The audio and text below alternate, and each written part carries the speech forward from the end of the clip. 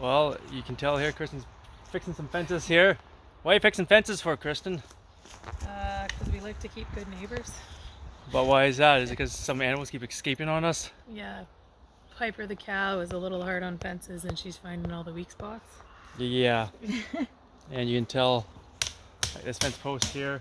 It's still in the ground, but not for long. If something leaned on that, that would be gone. So we've been going around today, fixing up a whole bunch along here. Piper escaped to our neighbor's property twice the other day. Got a call at 11 o'clock at night time, and we were in bed, so we didn't answer the phone, but she was over there the whole night, so Kristen got her in the morning. But we've got most of them, I think, along here pretty much fixed up. We were fixing a whole bunch over there the other day as well. But we're just going to do a quick drive-by with the tractor here and double check. Our neighbor Rick gave us a whole bunch of cedar posts last year, which has been a big help. There must have been about 80 of them. So that's been helping us fix what we need.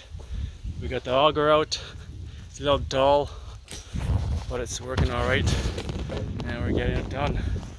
This is your favorite thing to do? I like it on days like today, not so much when it's 38 degrees and hot and sunny and we're dying of heat stroke. Yeah, it's not too bad today. Today's nice. Yeah. All right, on that note, we're going to jump on the tractor and four-wheeler. We're going to head up along the fence line and see what else needs to be done here.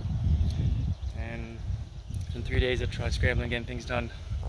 Lots of fun. All right, we'll see you later.